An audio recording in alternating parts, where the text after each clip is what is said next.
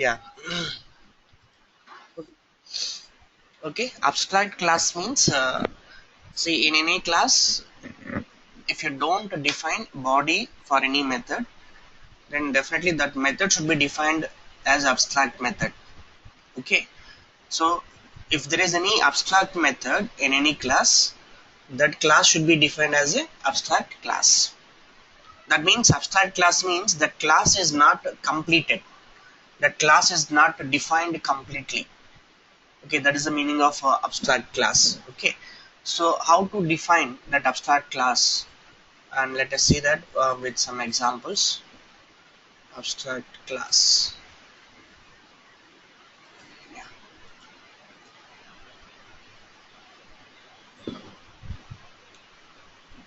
See this here. Just I will copy this in our. Let us create a new ABST class. Abstract class. New class. New class. ABST class. Abstract class example. Remove this.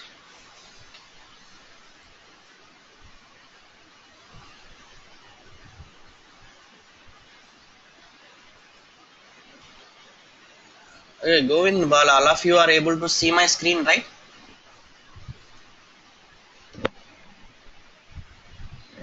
Hello? Are you able Yeah, to? yes, sir. Available. Yeah. Raja, are you able to see? Yes.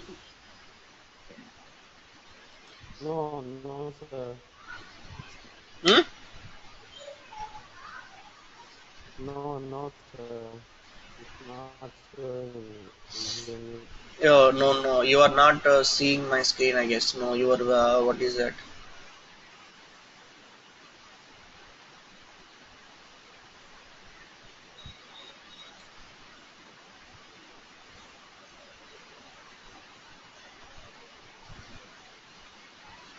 You are not connected to video, yes.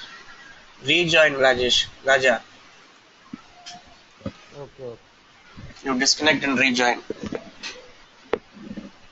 okay. Okay. See now, let us see here. Just I already have that. See what we are doing in this class. We created abstract class. This is the main class, public class.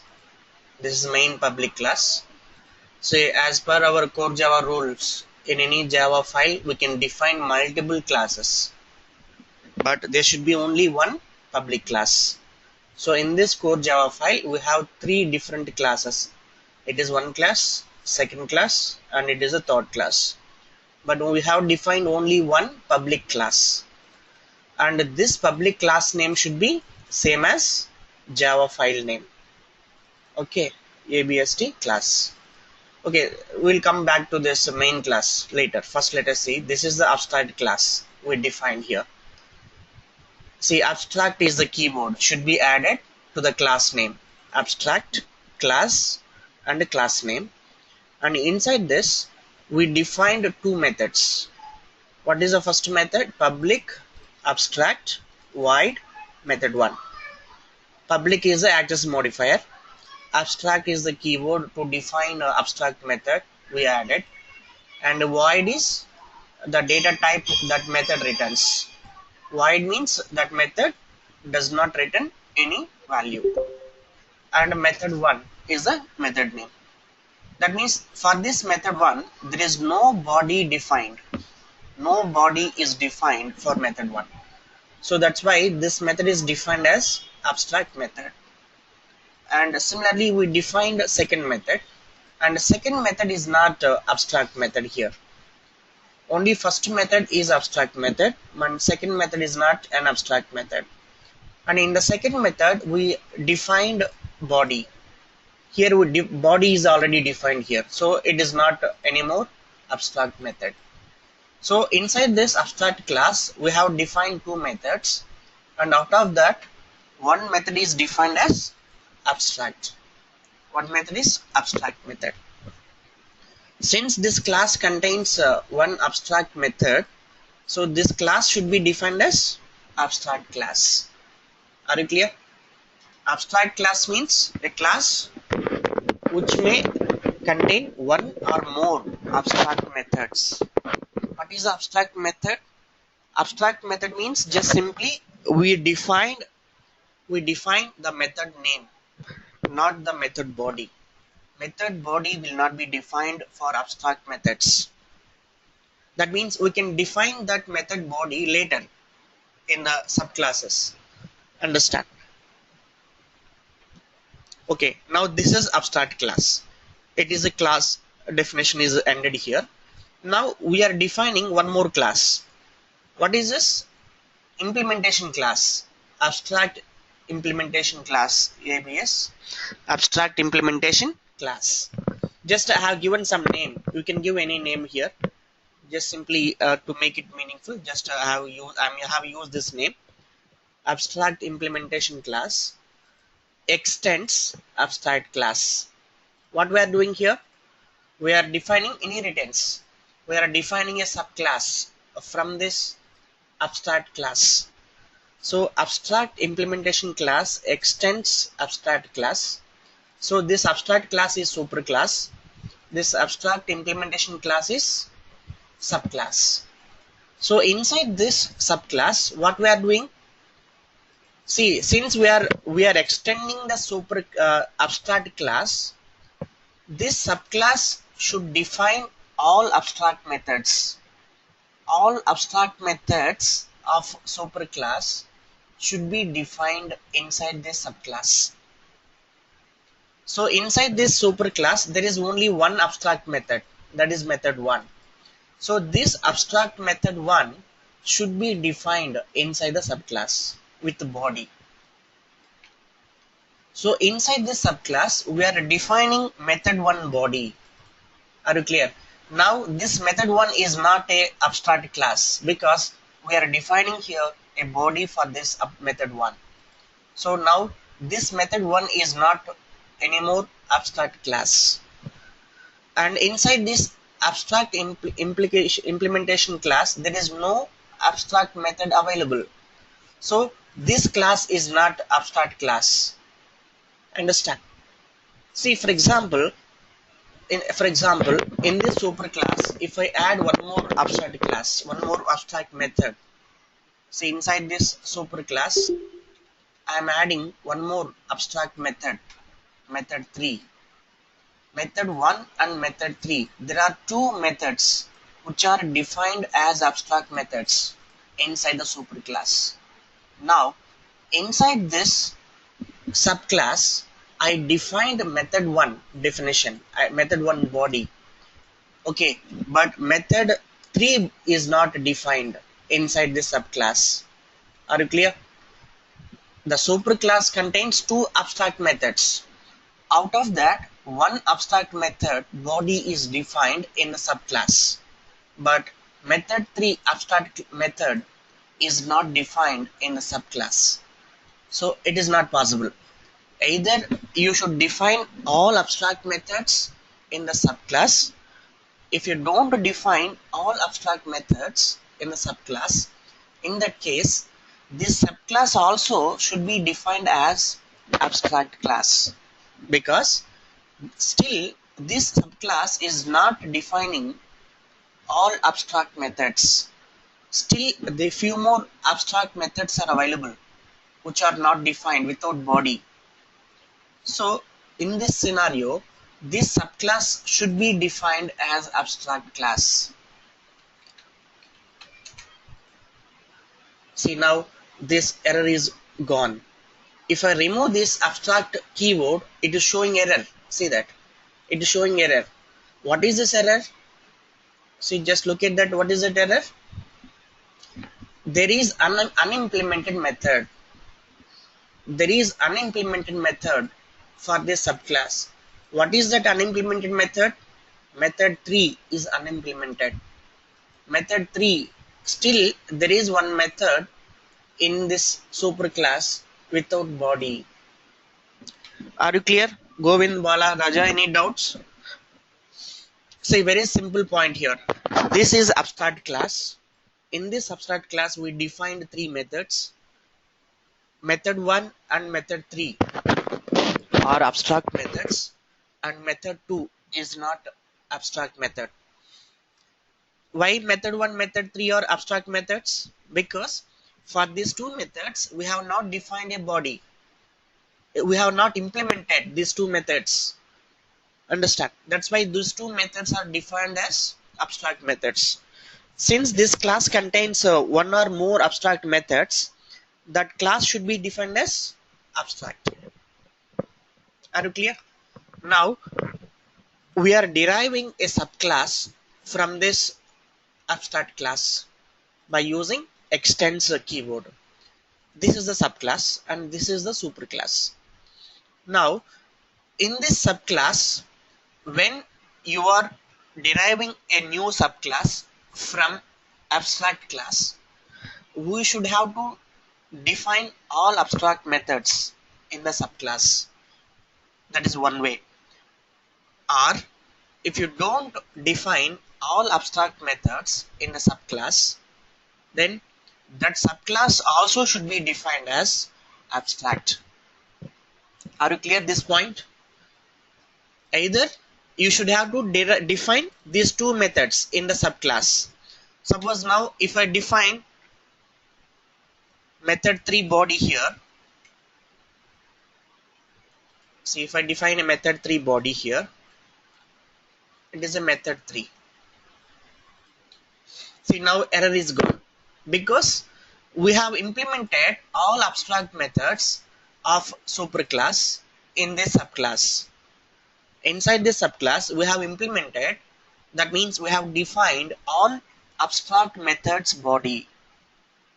We have defined methods body for all abstract methods of superclass. So now that error is gone. Suppose if I remove any one of these definitions, then it will throw error. See, in this subclass we defined only method 3 body, but still method 1 body is not defined. So this class in this scenario should be defined as abstract. Abstract. See, now the error is gone. Understand how to do inheritance with abstract classes. Are you clear? You have any doubts in this? You understand this point, Bala, Govind, Raja? Yes, sir. Yeah. Okay, now see, in the main class we are going to call these methods. How we are going to call these methods? Okay, here let me implement all the methods, all the abstract methods here. We have implemented both the methods inside the subclass. Now we are going to call ABS.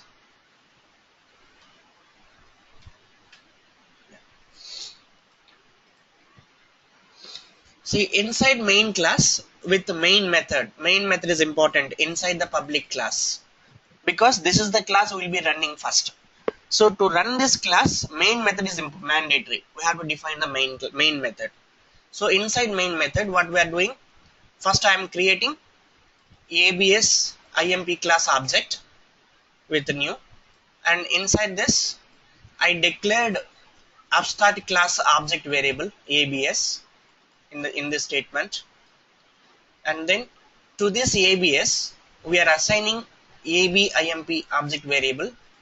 See, just please keep remember here, ABS is superclass object, AB IMP is subclass object. So it is possible to assign subclass objects to superclass object reference variable. It is possible. So now from this ABS you can call any method, method 1, method 2, method 3. We are calling those methods. Let us call method 3 also. Method 3. Right. Are you clear? In the main method, inside this main class, we defined a main method because we want to run this class. And inside this main method, first we are creating abstract implementation class object, and again we declared superclass object, ABS class object, and this object is assigned to this ABS. See, you no need to see, for example, if I don't see, it is not required, this statement is not required. Directly we can use this variable also. We can call the same method using this variable also. See that? ABIMP dot method 1. See, all methods are accessible inside this subclass variable. We can call directly from here also, not a problem. Okay. Like this also, simply we can call.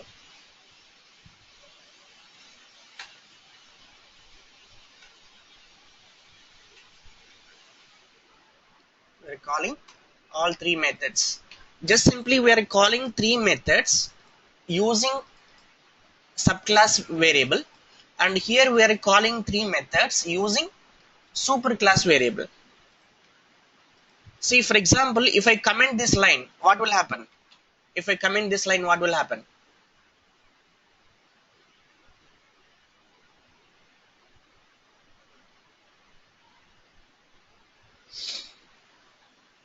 If you comment this line, what is the problem? Why it is throwing error now? Any guess, Bala Govind? Why it is throwing error now if I comment this line?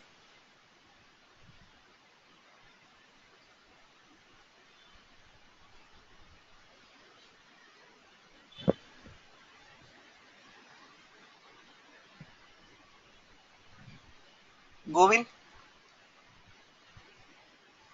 why it is throwing error if I comment that line?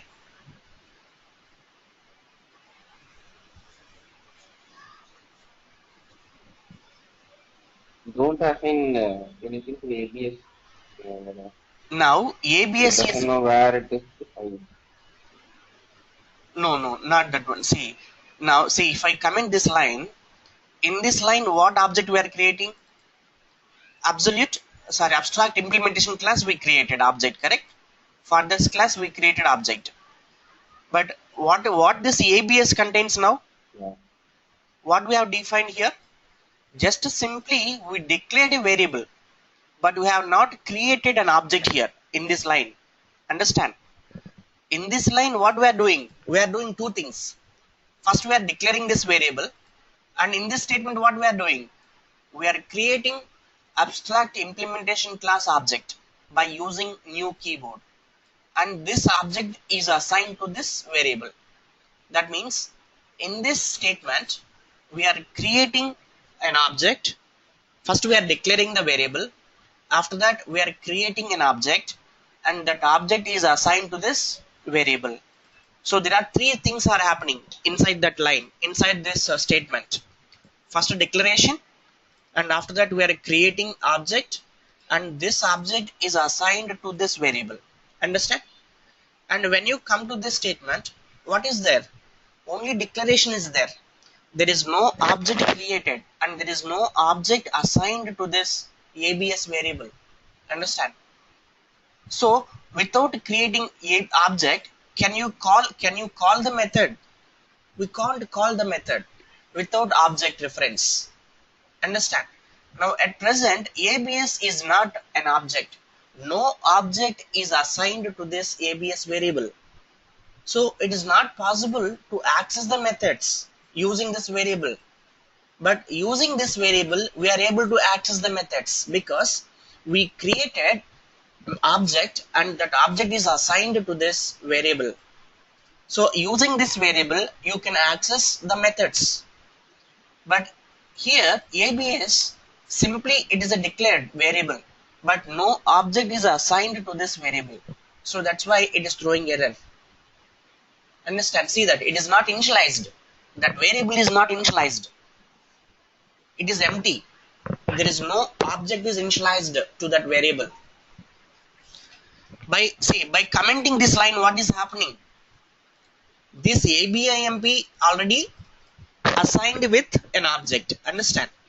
That object we are assigning to this ABS variable. Now after this statement, what this ABS represents, that ABS variable represents an object. So now we are able to access, using that object, we are able to access all these methods. Understand the point here? See, either you should write this statement or I should write another statement here. See, to access these methods, ABS is equal to new abstract class. I can use this statement also.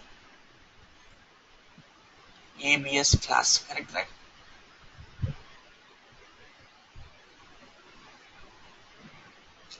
Oh, sorry, abstract classes cannot be inherited, is it?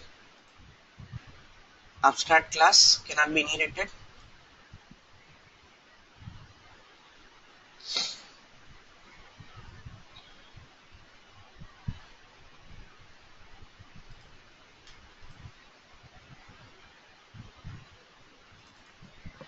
Yeah, I think so. We cannot inherit that abstract class.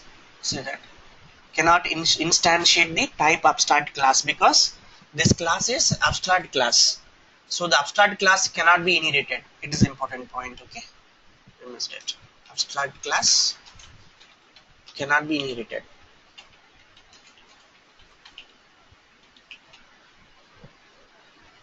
Okay. See, it is throwing error. Or we can write this statement otherwise instead of that. Now it is accepting. Understand? See, either you should assign this variable to this ABS or you have to instantiate abstract implementation class object and that object should be assigned to this ABS variable. Or you can directly access all the methods from this object variable. Are you clear? Got it, Bala Govind? Any doubts Yes, sir. at this point? Okay, now let me run this program.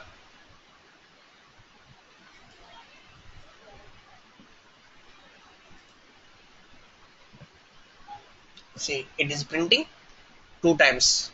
Method 1, method 2, method 3. Method 1, method 2, method 3.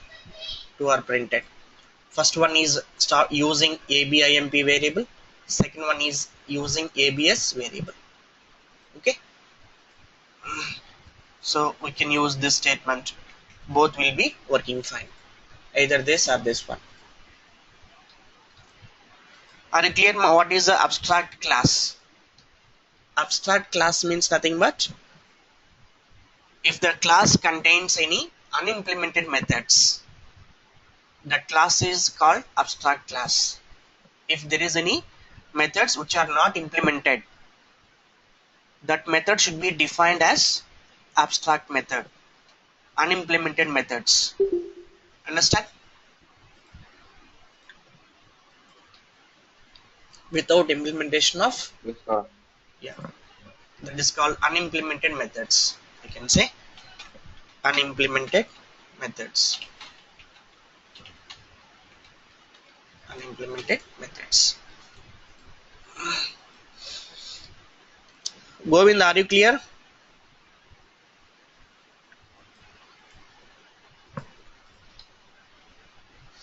Okay. Okay, that is the abstract class method. Now come to final. What is this final keyword? Final keyword is nothing but if you use this final keyword for classes with the class, say for example, I think so abstract class cannot be defined as final. Understand? Can you define abstract class as a final? It is not possible. Say that it will throw error, I guess. Definitely it should throw error. See, it is throwing error because the class abstract class can be either abstract or final, but not the both. Look at that error message. What is the meaning of final?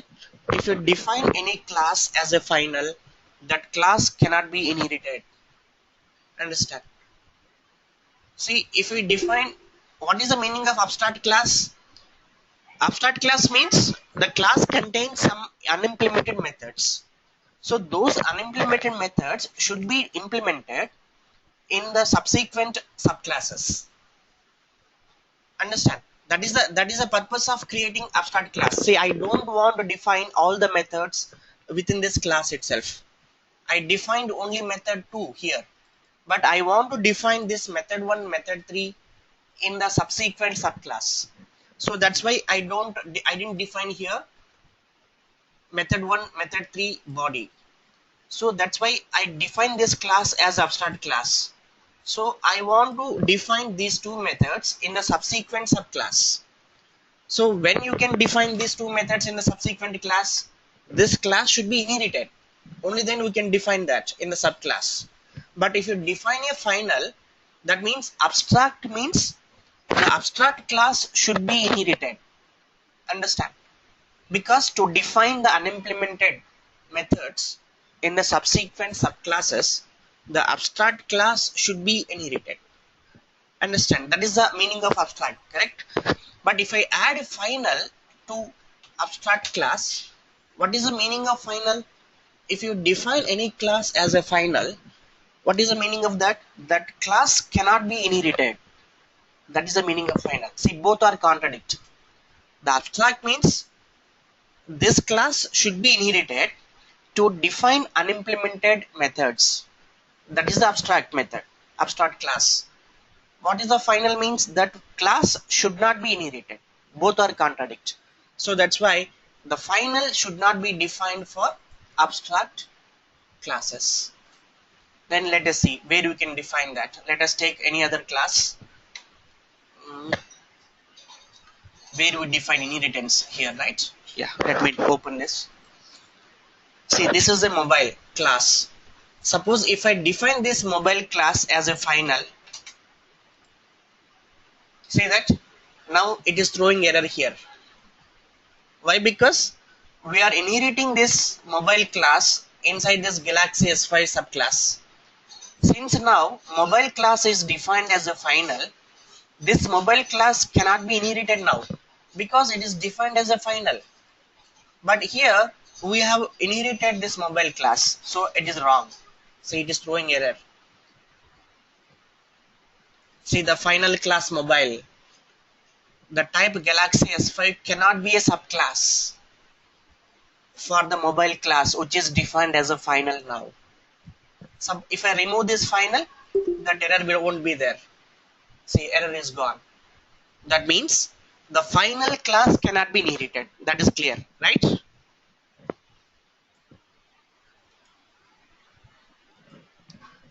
Okay. Are you clear now? If you define a class, if you define any class as a final, that class cannot be inherited. And similarly, if you define any method as a final, what will happen? That method cannot be overridden. Method cannot be overridden. Let us see that example. Where we are, yeah, here itself. See, in this example itself, inside this mobile class, we have get features method. And for this mobile class, Galaxy S5 is a subclass. In the superclass, we have the method get features. The same method is redefined in the subclass Galaxy S5. So this is called overriding. So this subclass get features method is overriding superclass get features method. Are you clear? Suppose if you define this get features method in a superclass as a final, see, if I define like this, now this method cannot be overridden in any subclass. Understand? This method cannot be overridden in any subclass. See, now it is throwing error here. What we are trying to do in this subclass, we are trying to override this get features method in the subclass. This get features method is already defined as a final. So this get features method cannot be redefined in any subclass. It is not possible. But here we are trying to redefine that. So that's why it is throwing error. Cannot override. Say that. Cannot override the final method. Understand now how final works. If I remove this final, it won't be an error. See, now it is fine. It is working good. No error is coming now. Okay, that is about final method, final keyword with methods. And now come to final keyword, where we can use final keyword with variables also we can use. For example, if I define here uh, one variable, okay, here itself I can use final double camera 13. Now camera is a constant. Now camera variable becomes a constant. Constant means that variable value cannot be modified. Now if you try to modify this camera variable value inside the method, inside this method, let us see that. I am trying to modify this 16. See, it is throwing error. What is this error? Final is defined. Camera is defined as a final, so it cannot be modified. That's why it is throwing error. If I remove this final, then we can modify that variable value. See, now it is allowing. But if I add here final, this variable cannot be modified. That means that variable becomes a constant. That value, that variable value cannot be modified anywhere. Understand how it works? The final keyword with variables. So this final keyword can be used with classes, methods, and variables. If you use final keyword with class, that class cannot be inherited. If you use final with method, that method cannot be overridden. If you use this final keyword with variable, that variable becomes a constant. That variable value cannot be modified anymore. Are you clear? This is about final keyword. And what in Java we have one class called object class. So this is the main root class for all the classes in Java. It is a something special class, object class. Every class is a subclass of object class in Java. Okay, but we don't use this much. Okay, leave it. See, this is the package. How we define package? Package statement, how we are defining? It is a syntax of package statement. Package and the name of the package. What is a package means? Package means nothing but collection of classes. We can group multiple classes into one package. And that package name will be defined like this with the package statement. Okay. And now come to interface. What is the interface? Interface is similar to class. Interface is similar to class. But only difference is in the class we are defining, we define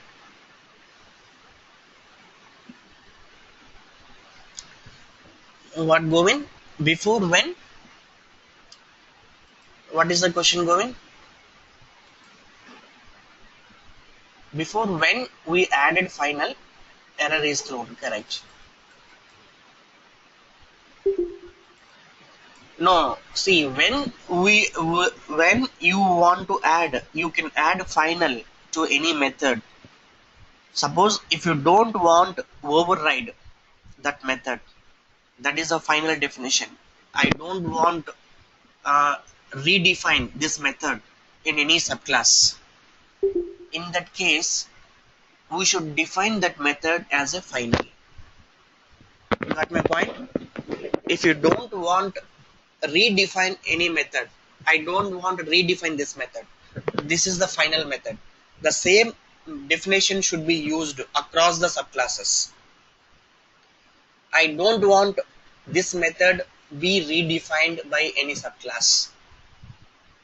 So in that scenario, that method should be defined as a final. Are you clear? When to add final keyword to any method?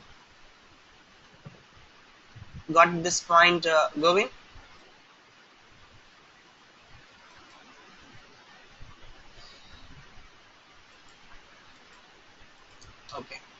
See now, let us see what is the interface. Interface is one important entity in Java, like a class. What is the difference between interface and class? Interface is very similar to class. In the class, we are defining variables and also we are defining methods with implementation. That means what should be executed inside each method will be defined in the class. Are you clear? And if it is an abstract class, we cannot we can leave the implementation, body implementation, methods implementation. Without implementation, simply we can define or we can declare the methods if it is abstract class. So interface is a kind of abstract class. Again, there is one more small difference still between abstract class and interface. In the abstract class, we can define variables and we can define unimplemented methods with implemented methods. Understand? But in interface, no method will be implemented. That means all methods should be unimplemented. We don't define body for any method in the interface. Only method declarations will be defined in the interface. No method will be implemented or no method will be defined with body in the interface. That is one important difference. If it is a class or abstract class, we can have both implemented methods as well as unimplemented methods. Implemented methods means method with a body definition. Unimplemented method means a method without body definition. Understand? So if it is a class, the class can contain both the methods, implemented methods as well as unimplemented methods. But in interface, we can define only unimplemented methods. We cannot have any implemented method in the interface. That is one difference.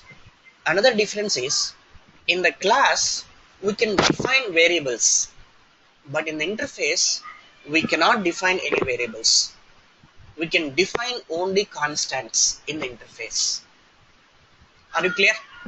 These two are the main important differences between class and interface. Apart from these two differences, all other features are similar to class. The interface features will be same as class, except these two differences. Are you clear? So let us see one example how to define interface. Here I have interface example.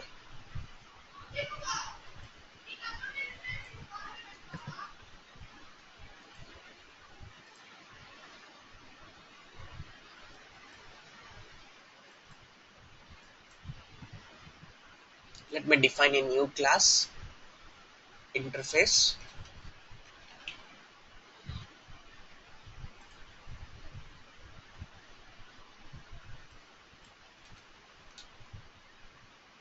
Interface example. Okay, let me remove this example.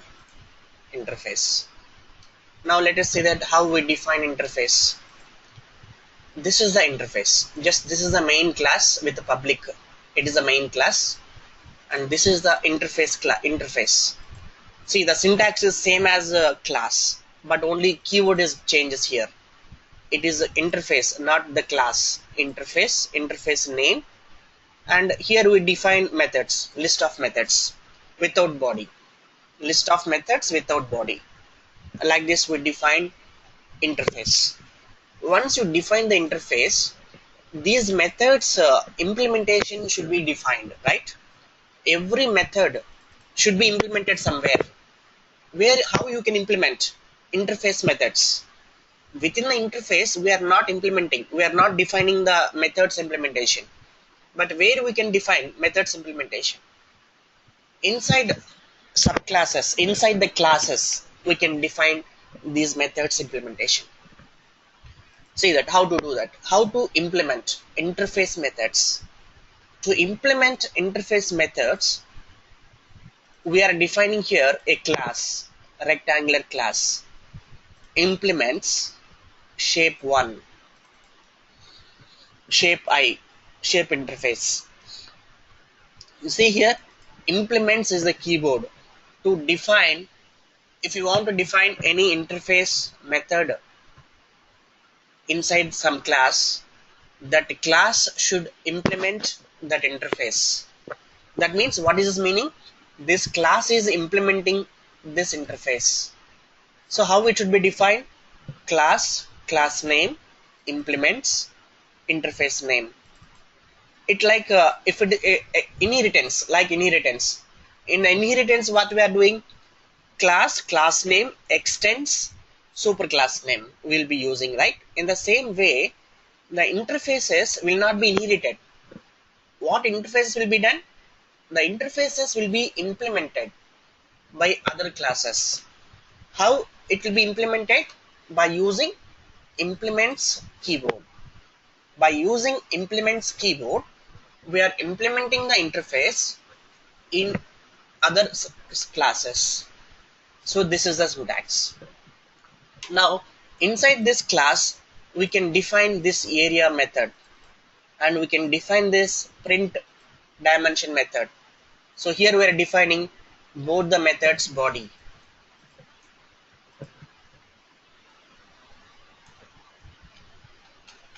Dimensions L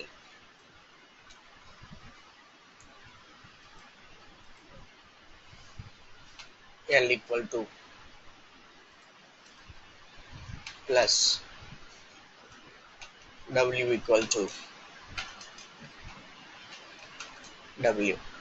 Just we are printing dimensions of this shape, dimensions of the shape in this method, and in this method we are calculating area of the shape, and we are printing that area. Are it clear? So inside this interface is implemented in this rectangle. See, we can implement the same interface by another class. That means interface can be implemented by multiple classes. It is possible. So I can define here one more class. See that here, one more class. It is a square. Square implements shape I. See, that means this rectangular class is implementing the shape interface, and similarly this square class also implementing shape interface. And here square means there is no length and width, because all sides are same size. So I will define only one dimension, that is length. So here I will be changing length and length, and here there is no width here. That's it. See the how inside this rectangular class I define area method by using two sides, and this area method is implemented inside the square class using only one side. Understand? That means the same method of this interface is implemented in different ways in different classes. Understand? So we can implement these interface methods in multiple classes in different ways, like this. So now inside the main class, I will be creating square object. Let us create square sq equal to new square. And now what is this problem?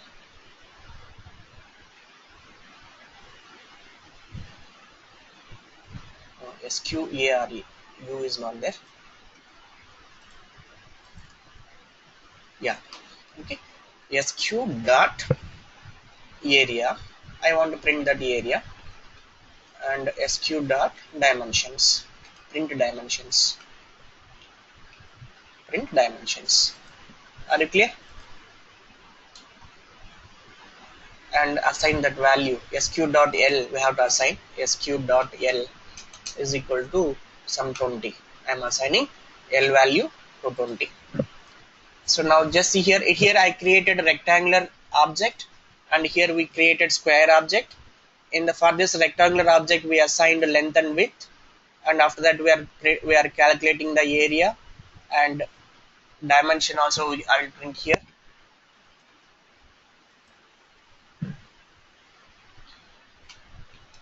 S1 dot print dimensions. Sorry, S1 dot print dimensions.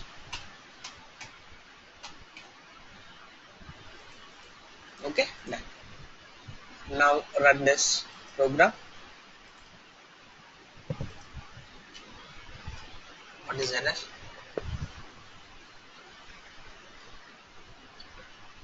Interface app. No such file ID error. Oh, here it is error coming. Rectangle.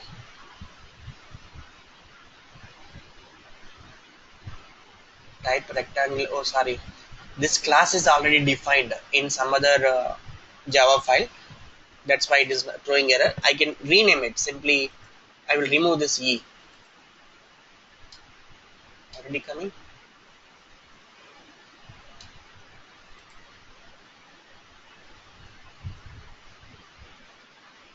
Where it is defined already.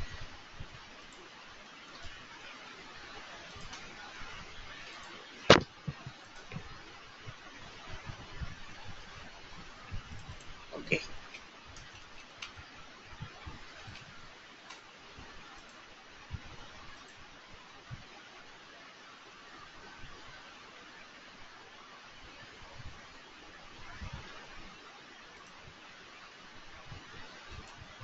Yeah, now it is gone. Just I have renamed it. Okay, because with this name already we defined some class in some other Java file. That's why it is throwing that error. So I have renamed that class name rectangular. Then save it. Now no errors. Now run. So it is printing. It is a rectangular area and rectangular dimensions. It is a. It should be square area, not rectangular area. It should display square area. Here I should give square area. Square area.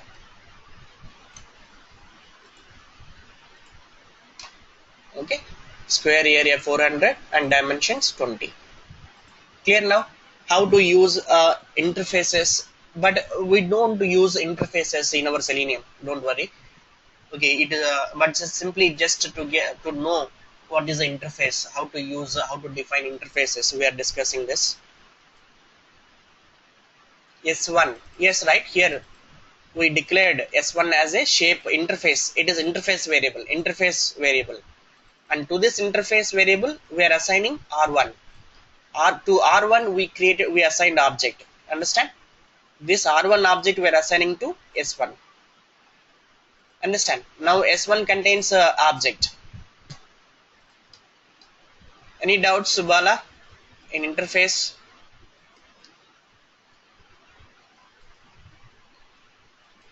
Alright, Okay. fine, but Okay. when we do coding, we may get some questions. Yeah. Good.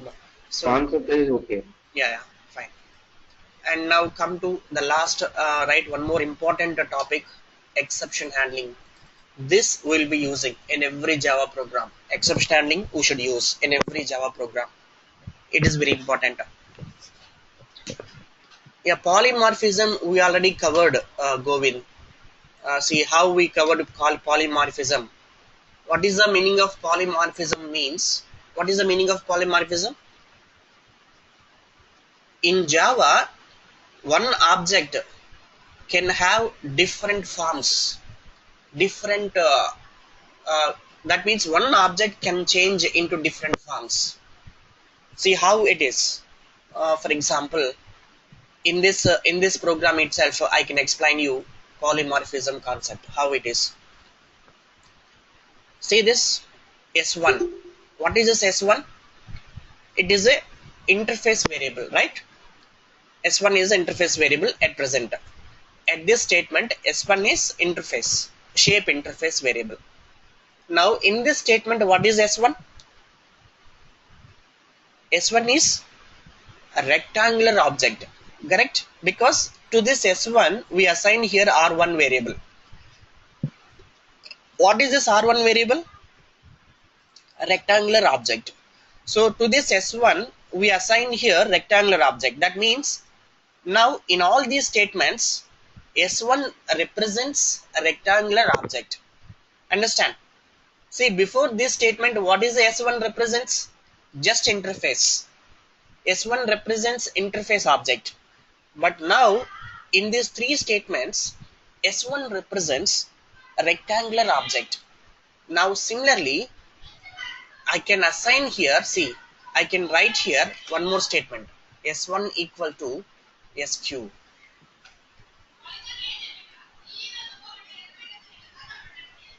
At this statement, at this statement, at this statement, S1 object, S1 variable is assigned with square object. So what is the S1 variable represents here? It is a square object. See that how the S1 variable changes its form, changes its object references. Understand? So it is called polymorphism. In Java, the object variable can change its forms dynamically. That is called polymorphism. Understand? Got it?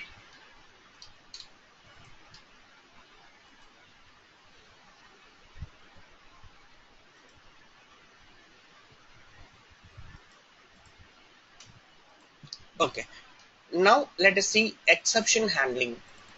See, in Java, using exception handling, we can handle any type of error.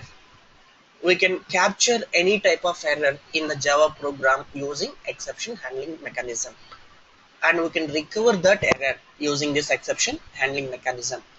So you by using this exception handling mechanism, any type of error can be can be caught in the during the program execution. No error can be skipped. No error can be escaped without unnoticed or without unnoticed or without. We can recover any type of error in Java by using this exception handling. So by using this exception handling mechanism, Java becomes error free. Error free. We can write error free Java codes by using this exception handling mechanism. By using this exception handling mechanism in our Java code, we can make our Java program error free programs. So let us see that in exception handling mechanism, you will be using these five keywords. What are those five keywords? Try, catch, throw, throws, and finally. These are the five keywords we'll be using in exception handling. What is this try? Try is the block where we define the code that should be monitored for errors. Understand? Try is the block where we should have to write our code that should be monitored for errors. Yeah, just a minute, Bala and Govind. Give me just 1 minute. I will be back.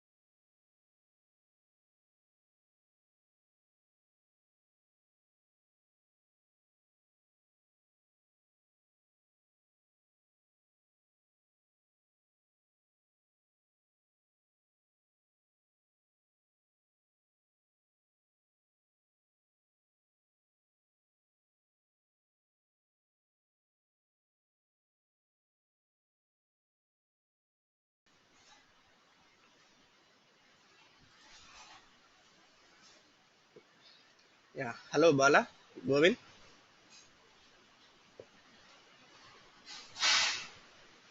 Yeah, let us continue.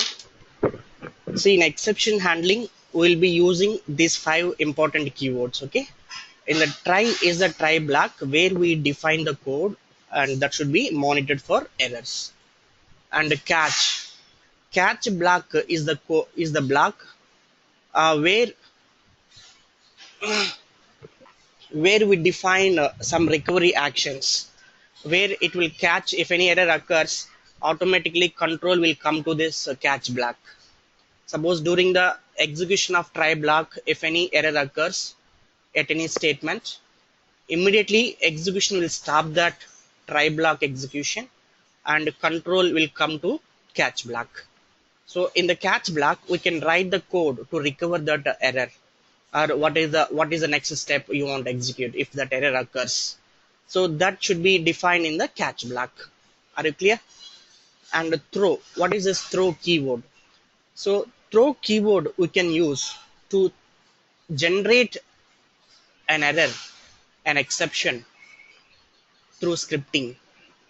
Through scripting, we can generate an error, our own error. Intentionally, we can generate an exception.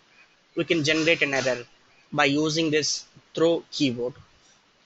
And next one is throws. What is this throws? In any program, for example, in one class, inside one class, uh, if you don't handle any errors, suppose we know that this class can throw some error or some exception, and that exception is not handled or not recovered within that class, in the same class. So in such scenario, we have to use this throws keyword to define that what type of exceptions or errors this particular class may throw. This class may throw these errors, these exceptions. So that set of exceptions should be defined by using throws class in the class definition. We'll see that one examples how it works. And finally class, finally keyword. This block, finally block, is a block. This is the block that we want to execute before return the control from that particular method. Before returning the control from that method, I want to run some statements just before returning the control from the method. So those statements or those steps can be defined in the finally block. And let us see some example. Exception handling.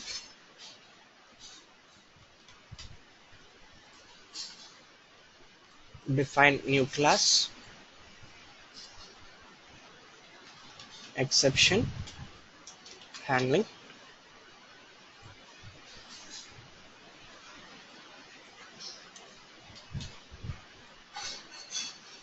Okay. Ex cp hand. Exception handling. Okay. Now look at this. See, inside this main method, I'm using try block. Inside this is the try block beginning. It is a try block ending, end of the try block. So inside this try block, we have to write our code. We have to write our program. Okay, that should be this program. While running this program, while running this particular try block, Java will be keep monitoring if any error occurred. If any error occurred at any step inside this try block program, then immediately it will stop that try block execution and control will come to this catch block. See, inside this catch block, we can define. See, if you know what is the exception, what exception this program may throw, may generate. If you know that particular exception, you can define here arithmetic exception, because here I will be using any, one second, or simply we can write here like this also, exception. See, exception E. Catch exception E. Exception is a keyword, Java keyword. It defines Java exceptions, and E is the variable. E is a exception type variable. We can use any variable name here. And now, what is the exception occurred during this try block execution? If any exception occurs, exception means error. If any exception occurs, then automatically control will come to this catch block, and then here we are printing that exception message. You can print that exception message. See, print line I can give here, e dot message. Is there e dot m is not there, get message, get message. Okay, see, it will display what is the error message display returned by this code, by this program. So that will be displayed here. And this statement e dot print stack trace, this statement will print that particular error details with particular line number, where in which line that error occurred, with full details. With more details, it will print that error message, error information in the Java console window. That is this error e dot print stack trace statement will do. It will print that this particular exception information with the line number, in which line that error occurred in the program, and which method that error occurred, what is the line number, and that method is called from where. So that entire entire hierarchy, methods hierarchy will be traced in that, will be displayed in the Java console by using this print stack trace statement. See, we can use multiple try catch statements in one Java program.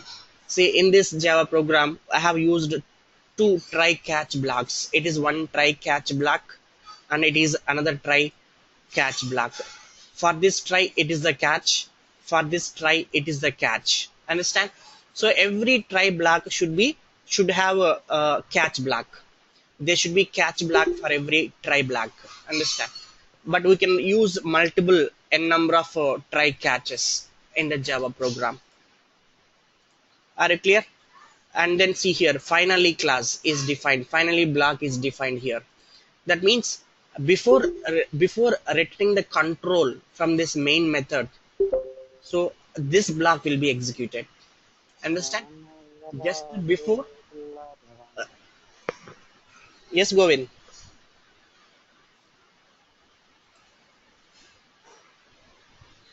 Hello, Govin, you have any doubt?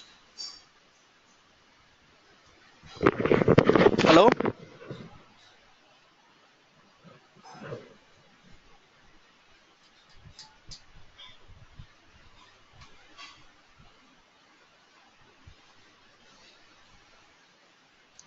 Govin, do you have any doubt?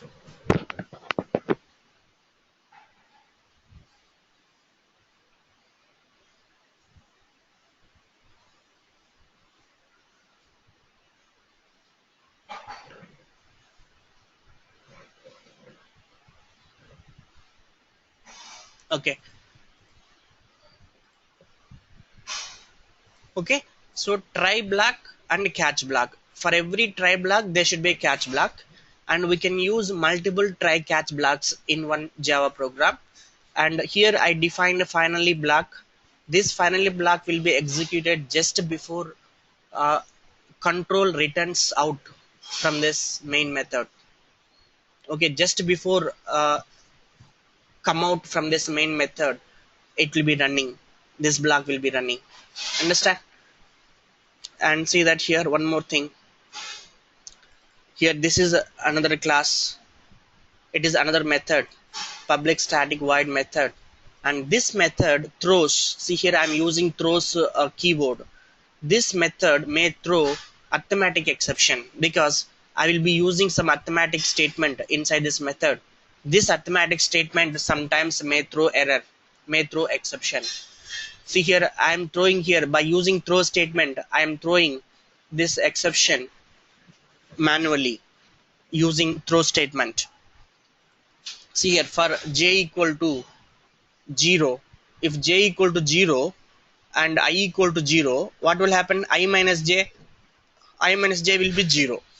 1 by 0 means in any expression, if you have 0 as a denominator, that is invalid, right, in arithmetic expression. So division by 0 is not possible. That is arithmetic exception. Error will be thrown inside this statement. Understand? Suppose if I comment these two lines, then we can see that it will throw error. It will throw error, definitely. This statement will throw error at one point of time. When it will throw error, suppose if I give here j equal to 0, 0 to j plus plus, no, not here, 1. See, when this statement will throw error, tell me, in this for loop, when this error will throw error, when j equal to 5, I is 5 already, correct? If whenever j equal to 5, then what is this I minus j? 5 minus 5, 0. So this entire denominator will become 0. So at that point, it will throw error. It will throw exception. But that exception is not handled here because we are not using try catch block inside this method. That means that exception is not handled here. So in that scenario, we have to use this throws class to define that what exception may occur in this method. So inside this method execution, this exception may occur. That is what we are communicating by using this throws class, throws keyword to the method which is calling this method. See, we are calling this method inside main method. We are calling that method here. See that here we are calling this method. See, inside this method you may get some exception. That exception is not handled inside this method. So that's why we are defining here throws class, because this exception is not handled here. In that scenario, we should have to define throws class, definitely, otherwise it will throw error. If I remove this this statement, it will throw error.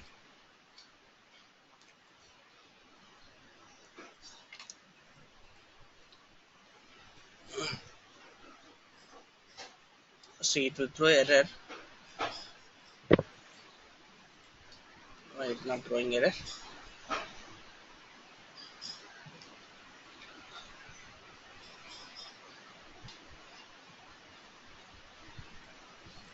Throw something. Okay, let me run this. Is it running? See, exception. It is error. It's not running. It is not running because of this throws class only. Now run.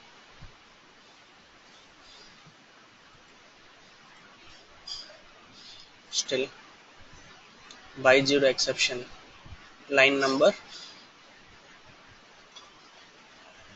833.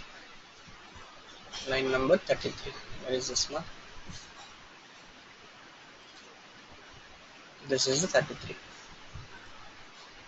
If j equal to 5, throws arithmetic exception, division by 0.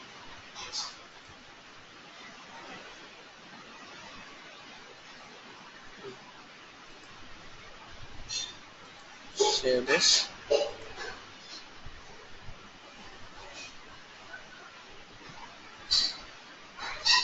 Yeah, see here it is running good. See, it is throwing that arithmetic exception division by 0. And 1 second. See what will happen. See here we are throwing error inside this method. It throws error. Understand? I think so. It is also not required. We can comment this. See, now also it will run. See, when you run this statement, it will throw error, definitely, right? Whenever it throws error, immediately control will come to this black. Understand? And here we are printing that arithmetic exception, and that print stack trace we are printing. See, inside this method, what we are printing? we are printing k value. See what k values are printed. Let me run once again. See that what k values are printed. 1 2 5 are printed. See 1 2 5. That means we are calculating this k value, and that k value we are printing. Up to 5 it is printing. It is printed all the values. Okay, but whenever j equal to 5, there is an exception. So whenever exception, this method throws exception, and that exception is caught by this try black. And whenever this method returns an exception, immediately control is coming to here catch black, and inside that we are printing that exception information. Now whenever exception is thrown in this method, these statements will not be executed. All these statements, whatever the statements are there after that statement where we got that exception, these statements will not be executed. Understand? Because the try block execution will be stopped immediately whenever exception occurs. Understand the point? All these statements are not executed. But if I comment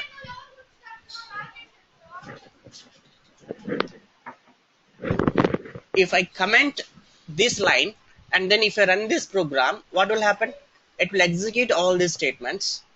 Now look at that. See, now it is running try in main, null, final block. That means see these statements are printed. Try in main. Okay, and after that what is printed next? Yes is printed. Console. Yeah, this is the console.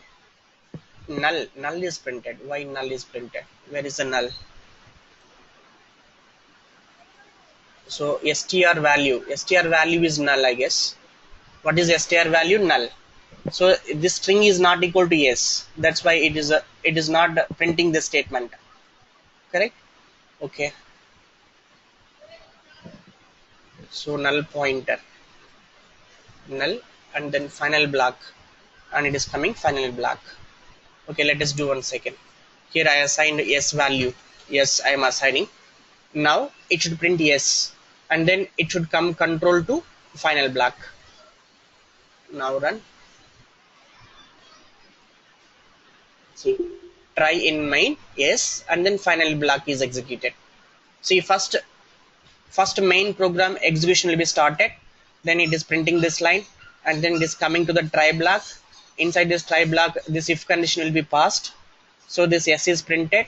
So the try block execution is over here, and now it won't execute this catch block. When catch block will be executed, if any error occurs in the try block execution, only then this catch block will be executed. If there is no error occurs in the try block execution, then catch block will not be executed. Directly the control will come to this catch block for this try block. So this catch block also will not be executed.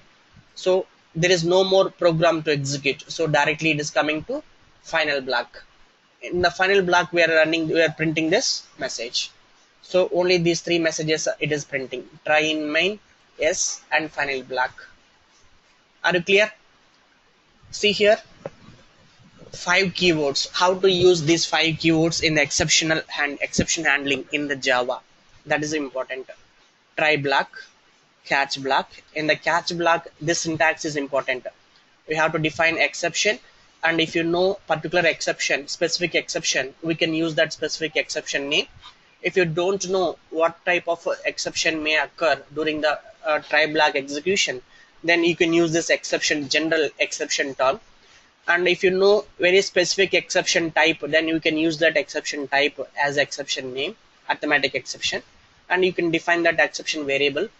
And then inside that catch block, we can print that exception messages, or we can print exception trace with the line numbers in the console using this print stack trace statement. And this finally block will be executed just before end of the method execution.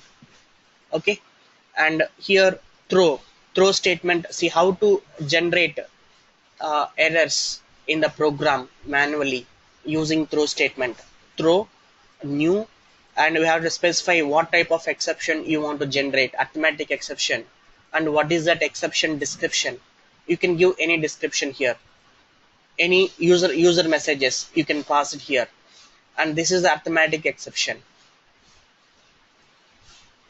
Okay, and this throws block, when throws class, when we use this throws class, if any in any method, if any method can return any exception, and if that exception is not handled inside this method using catch block, in that scenario you have to define that exception using throws class. Understand? In this method this exception is not handled, that's why we are defining here that exception using throws class. Suppose if you handle this exception using try catch block inside this method, in that scenario this statement is not required, throws statement is not required in the class definition. Are you clear? You got these points, ma? Bala and Govind, any doubts? Try catch, finally, throws, and throw. How to use these keywords in the exception handling. See, inside try block we should keep our program always, and inside catch block we should display what error messages. Yeah, okay, ma. See, I will show you with one of our example. Let us see one example. Inheritance. See, in the inheritance, for example, this is the method. Okay, get features method. Suppose this method may return some exception. Assume that I want to handle all exceptions. If any exception occurs in this method, I want to catch it. I want to catch that exception, and I want to display that exception description. Then what we have to do inside this method, you can add a try block. Try, open bracket, and keep this entire code inside this try block. Done. Whenever you add a try block, you have to add a catch block to catch that exception. Catch the catch syntax is exception e, it is a variable. You have to pass one parameter to catch method. Okay, catch block, sorry, this is a flower bracket, you have to give flower bracket, and here you can print what is that exception occurred. System.out.println e.get message.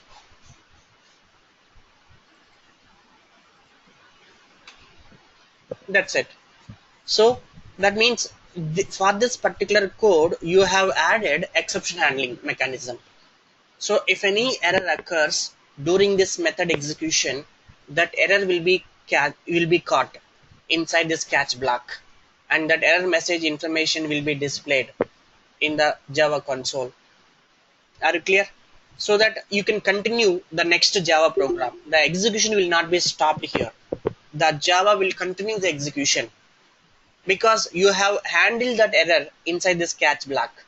If you don't add this try catch block statements, and if any error occurs during this statements execution, Java will stop that program execution. It won't continue the execution if any error occurs in Java. But if you want to continue the execution, even though if any error occurs in the Java program, I don't want to stop the execution and I want to continue the execution. How we can do that? By adding try catch blocks like this.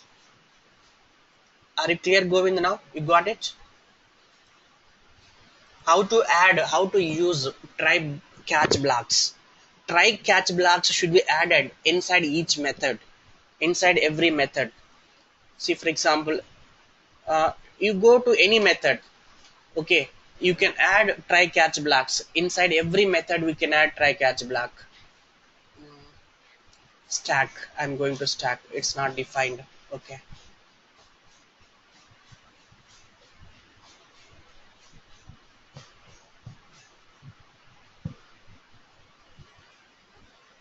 okay, here also.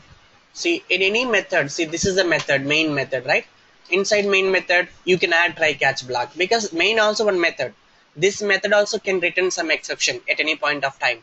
So I don't want to stop the execution if any error occurs. Then I will add here try block, try, and entire code should be kept inside this. Not here. Where is the try? Try.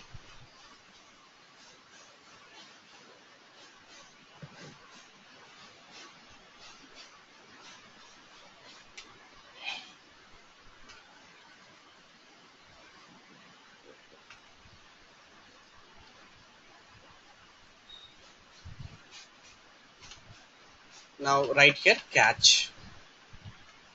Inside catch exception e,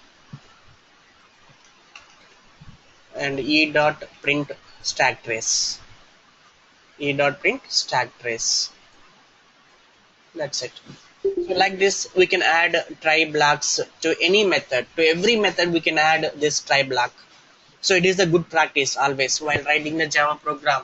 We should add this try block statements always. Then it will be running good.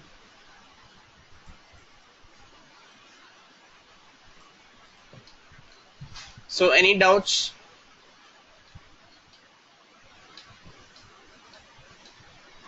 Go in, Bala. In these 5 keywords, try, catch, throw, throws, finally. Throw, we use this to generate an error in the script. We use this throw.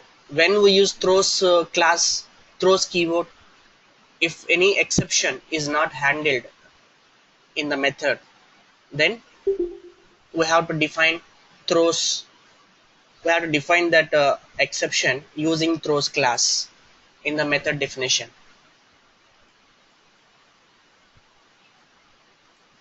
Okay, and then come to this important thing.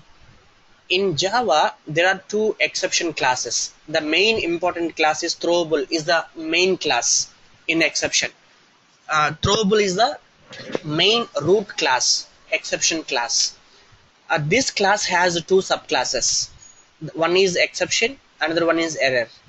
This exception class we use to handle Java programming exceptions, Java programming errors,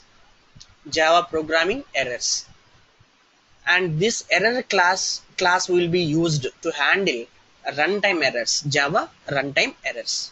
Just simply for information, throwable is the main root class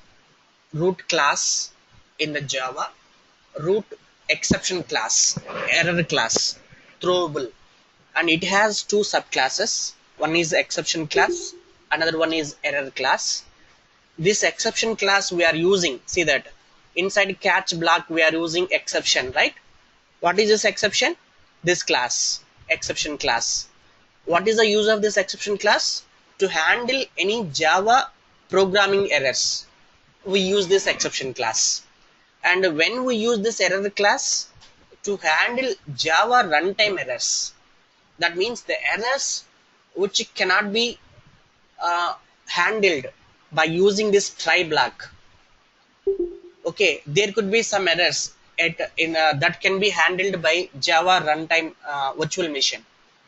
Okay, that means this error class will be used by virtual machine, not by our Java program. Only this exception class will be used in the Java programs in the catch block. Are you clear?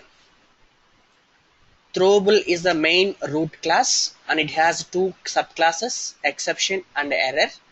This exception class will be using to handle any Java programming errors in the catch block, and this error class will be used by Java runtime virtual machine to handle unexpected runtime errors that cannot be handled by our Java program. Okay, that is about exception handling mechanism in Java. Okay guys, so you have any doubts guys in Java concepts? See now I will explain you what is it? Jump statements. We already have seen this. Yeah, Bala, I have asked you, right, Bala and Gobind, to display, see that I will show you this one. Some program. It is a program uh, to display triangle, dots triangle using loops and jump statement, loop and jump statements.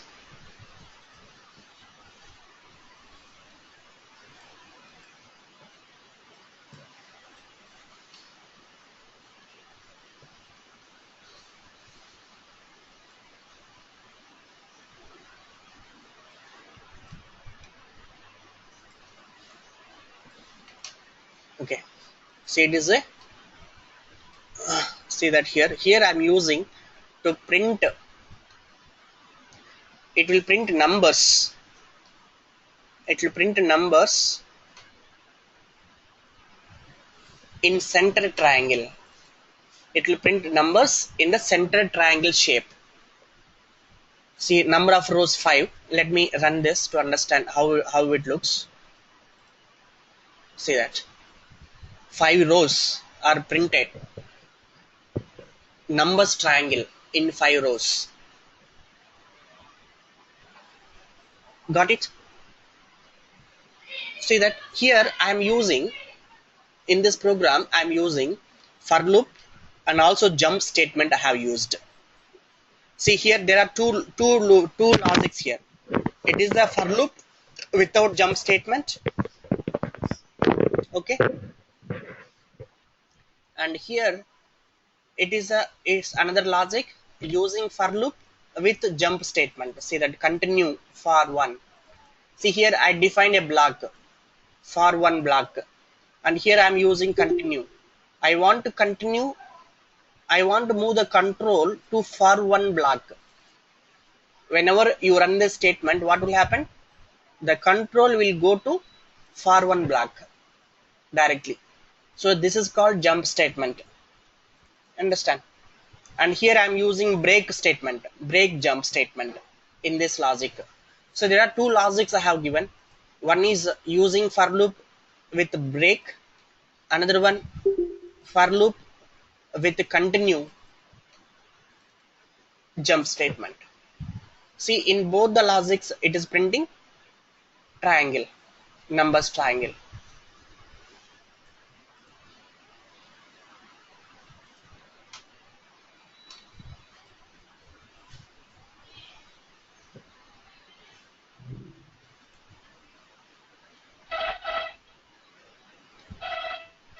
Okay, we should try this one. Okay, if you have any doubts, just please ask me. And also I will show you a stack or queue program so that you can try other one. I will show you a stack program, queue program I have. It was not defined.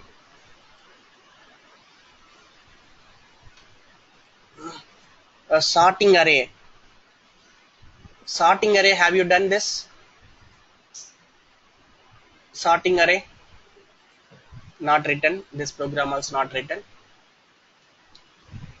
See here I have a program to read that file, to read the text file and to copy the text file. Okay, this is a program to copy the text file into another text file, to read and print text file content. Okay, here there is some small program. Okay, I will share you all these programs also. Okay, so that you can go through that and you can practice it once, execute it once, and then try to understand all the statements. I will share with you all these programs whatever I have for your practice. And jump statements already seen, exception handling, data passing methods. Okay, array list. See, array list is different from arrays. Array is different, array list is different. Array list means list of arrays. Understand? So array list is one kind of array. So we can use array list in Java. How to use array list in Java? One small program. Creating new array list object and adding elements into this array list. Core, Java, Selenium, WebDriver. Here we are adding the elements into this array list. And then we are printing we can remove elements from this array list using remove statement. And again, we can iterate, we can print all the array list elements by using iterator. It is an object in Java. Iterator, so it is a list, right? It is an array list, a list of arrays. We can iterate through all the list items using iterator object. See here, iterator, array list dot iterator. And this, if this iterator has a next element, then that means iterator is not yet reached the end of the list. Then we are printing here iterator dot next, get the next element into this variable, and then print that variable value. See how we are iterating the list values. It is a array list dot iterator. We are getting into iterator object variable, and then we are writing some while loop. While this iterator has next element, then get that next element into this variable and print that variable value. Like that, this loop will repeat through all the list items in the array. So it is one important what is a data structure, the Java data structure that we can use in our Java programs. But really, we don't use all those things also in our Selenium. Just to have knowledge about at least one data structure. Array list is one Java data structure. Array list. We can add dynamically elements. We can remove elements from this array list using add and remove methods. And we can iterate through all the elements in the array list by using iterator like this. Okay, I will share you all these programs. You can go to this. And also, one second, I have something stack program. Have you defined the stack program? If you don't create that stack program, you can look into this stack program. No, I will send email. I will send email all these text files. Okay, so that you can practice all these things. One second, stack. I define stack object. Yes. Okay. So this is the stack program. So here we implemented stack program. How we define the stack program. Just try to understand this, and then you try to create a same program for queue implementation. You can try to implement a queue. Queue is not defined, right? Queue also I already defined here. Queue not defined. Okay, it is not created.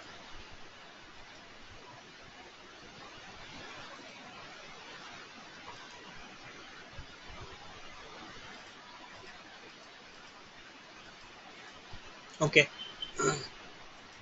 fine. I will share today all these text files, all these programs, whatever I have. Okay, and also what are the programs that we have practiced in our sessions. All those text files I will share. I will send email. You can go through that one by one. And if you have any doubts in Java programs, please ask me that all the doubts. If you have any doubts in Java programming, core Java concepts before starting Selenium. So mostly from tomorrow we'll start with the Selenium. So please go through this today, core Java concepts and core Java programs. And if you have any doubts tomorrow, we can discuss once again. If you have any doubts in any topic in Java, core Java concepts. Tomorrow, what time we can have?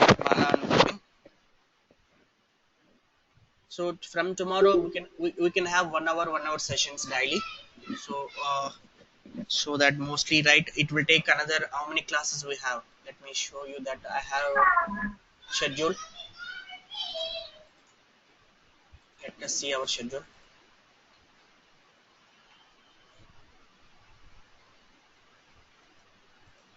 See here, we completed these things. And from Selenium, these are the concepts will be discussing in Seleniums and frameworks. So at least each topic will take 1 hour. Each topic will take right 1 hour. Can you chat Word document? Yes, ma. Bala? Can you share this Word document, Bala? Yeah, I will share this Java document also. Yeah, I will share document as well as programs also, program files also, text files. Okay. Yeah, I will share that. I will send that today. I will send it now. And timing. What time you can have tomorrow? Either morning is it okay? 7 to 8, 7 a.m. to 8 a.m. tomorrow. Bala.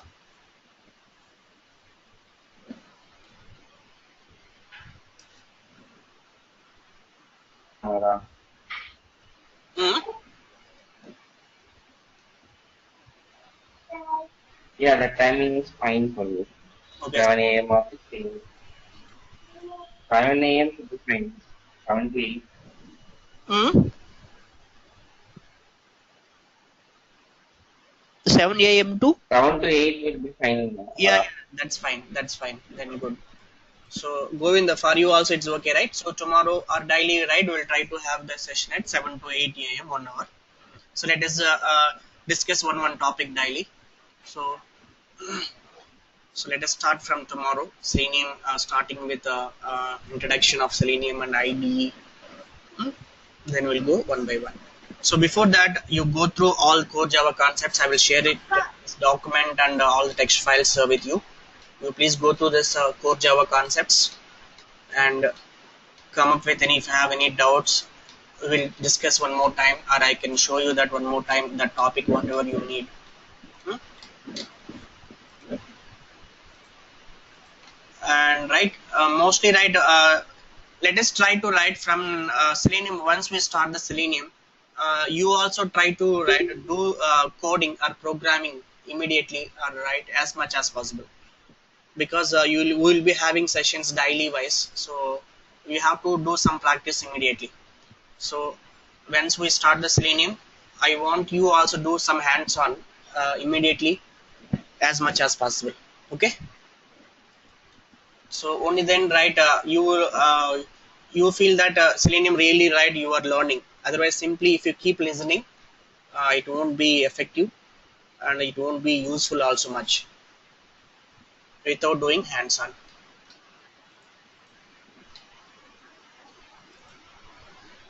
Okay, Bala Govind, you have any questions?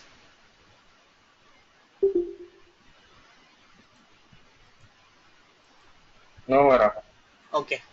Okay, Bala, I will send you this mail now immediately, and also I will upload these videos in the website. You can go through it once again, and I will share all the documents as well. So just go through this today, and tomorrow Yes. we can discuss if you have any more doubts in the core Java concepts before starting Selenium. Okay.